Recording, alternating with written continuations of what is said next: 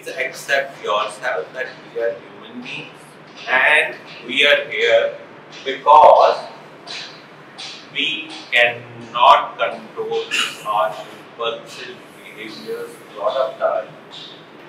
For example, एक आदमी सुबह खा के अगले दिन सुबह खाता है, एक आदमी 3 दिन में एक बार खाता है, एक आदमी को 6 मील चाहिए। क्यों? ठीक है, शायद उसमें कुछ पार्ट ट्रेनिंग का होगा, पर अधिकतर पार्ट उसकी पर्सनैलिटी का बिहेवियर का है। तो अब ये मान लो कि ये रिपीटेटिव डेंजरस बिहेवियर्स हैं जो बार बार आते रहेंगे।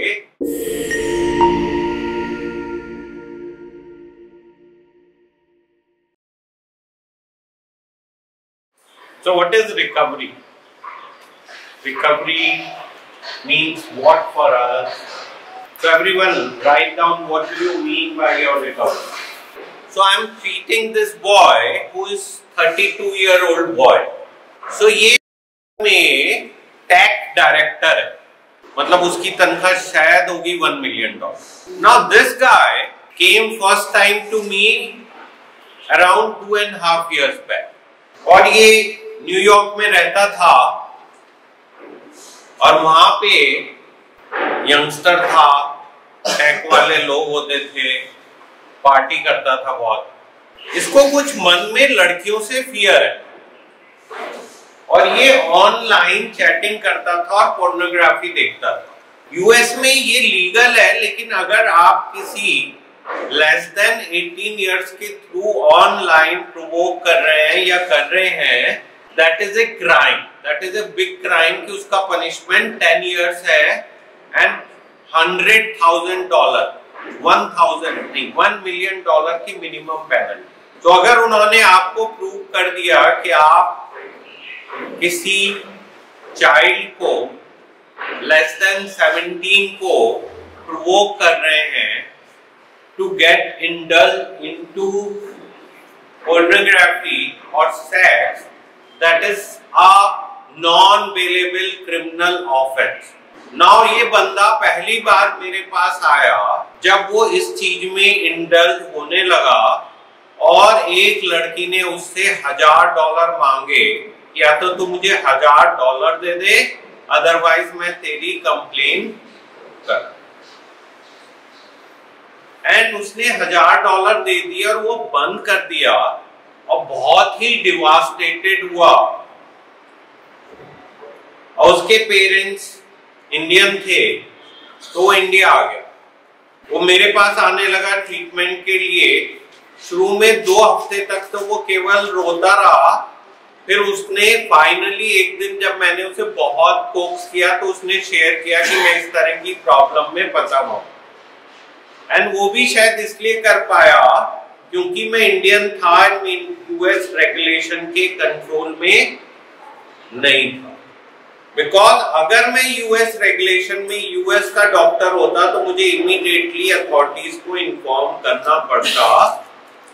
जैसे यहाँ पे एक पॉस्को लॉ है, उसमें अगर मुझे पता चलता है कि कोई भी जने ने एक यंगस्टर्स के साथ कुछ किया है, so I am legally bound to inform the legal authority. Okay, ये बंदा थेरेपी में रहा 1 साल तक एंड काफी ठीक हो गया, नशा छोड़ दिया उसने और अपना अच्छे से काम करने लगा।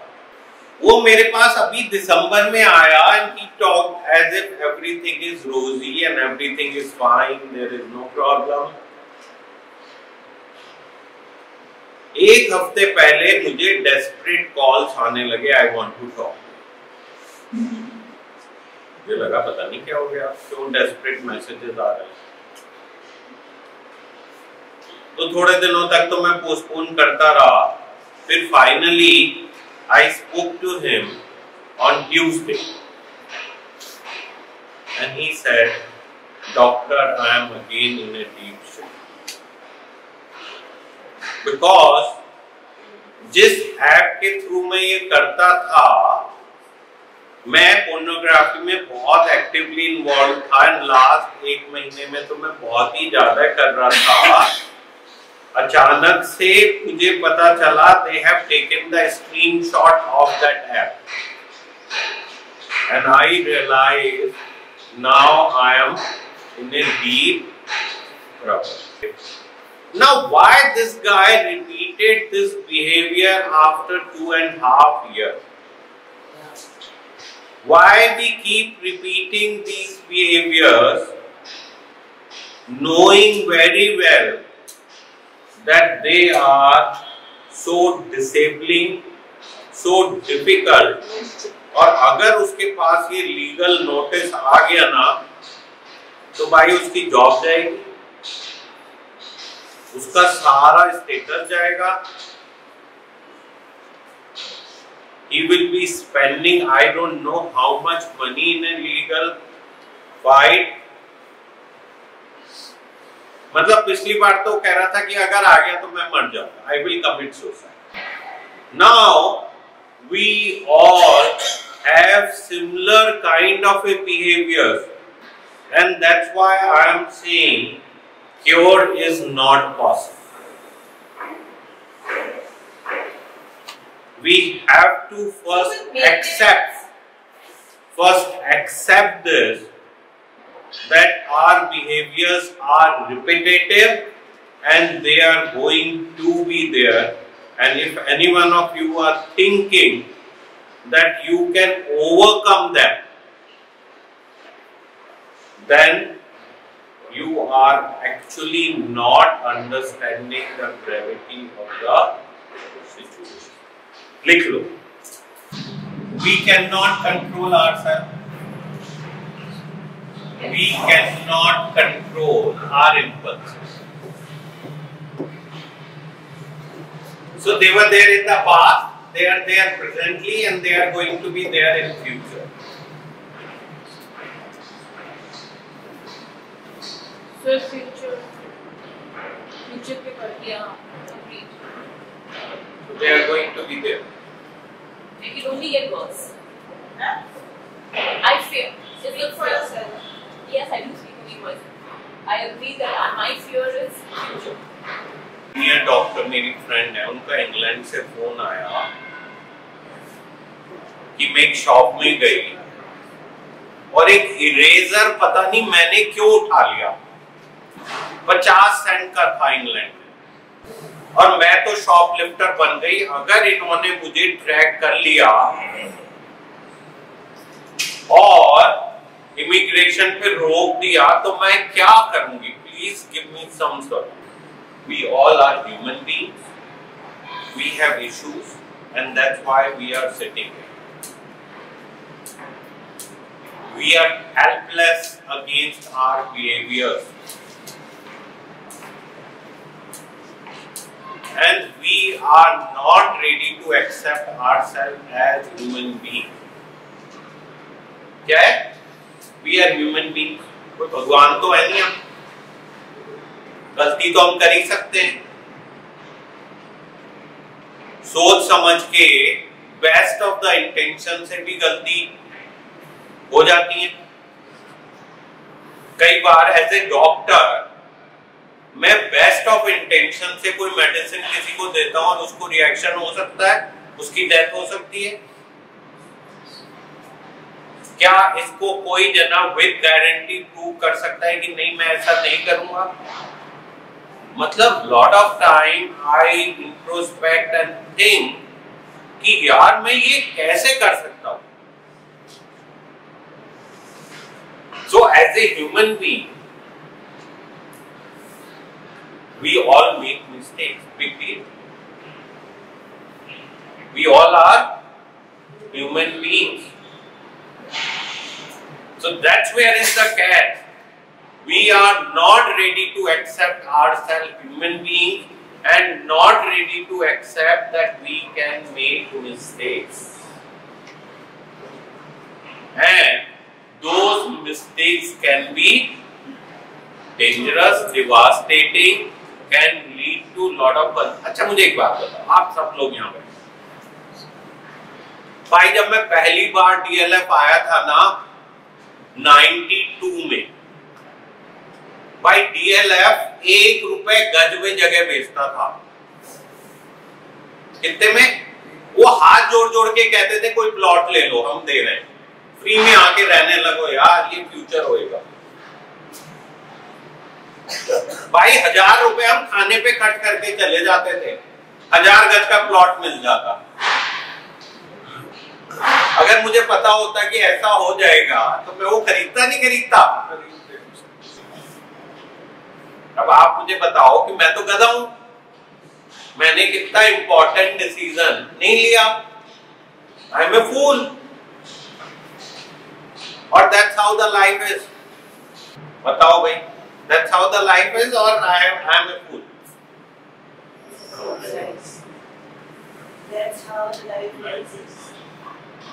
So please accept yourself that we are human beings and we are here because we cannot control our impulsive behaviors a lot of times, knowing very well we are doing something wrong, but impulses are beyond our इंसान है, भगवान नहीं है।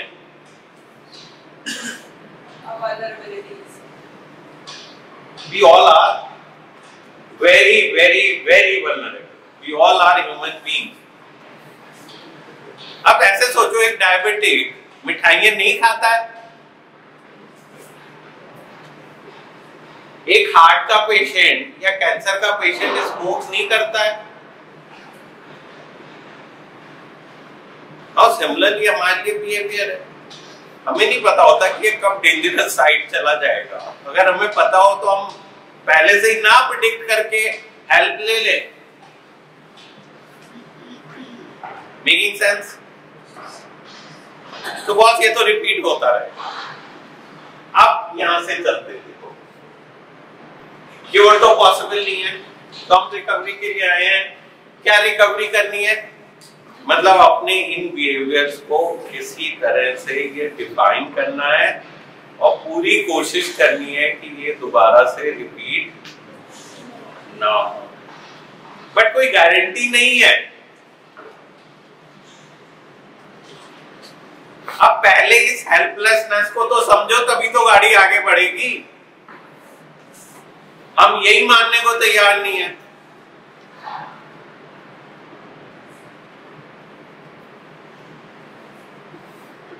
भाई कोई हम में से perfect, we all have our issues, our shortcomings, our pros and cons. We all have our strengths and weaknesses. For example, एक आदमी सुबह खा के अगले दिन सुबह खाता है, एक आदमी 3 दिन में एक बार खाता है, एक आदमी को 6 मील चाहिए। क्यों? ठीक है, शायद उसमें कुछ पार्ट ट्रेनिंग का होगा, पर अधिकतर पार्ट उसकी पर्सनैलिटी का, बिहेवियर का है। तो अब ये मान लो कि ये रिपीटेटिव डेंजरस बिहेवियर्स हैं जो बार बार आते रहेंगे, and this is a homework for you that you define now your own behaviours. अपने बिहेवियर्स को डिफाइन करना बहुत मुश्किल काम है।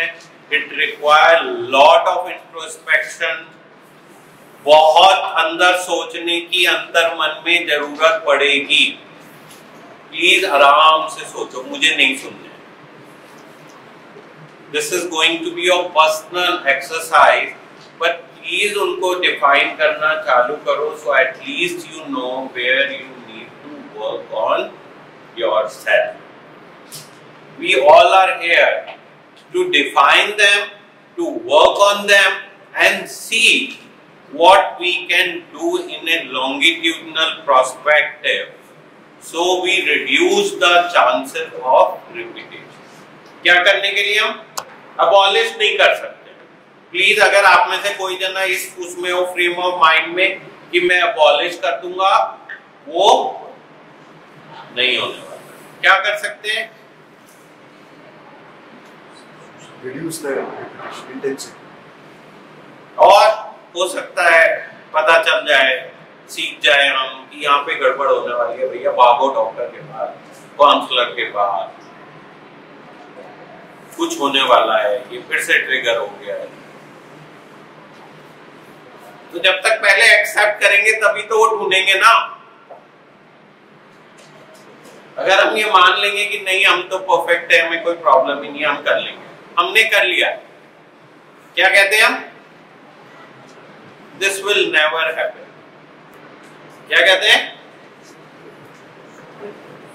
Then you think about this story. ठीक है,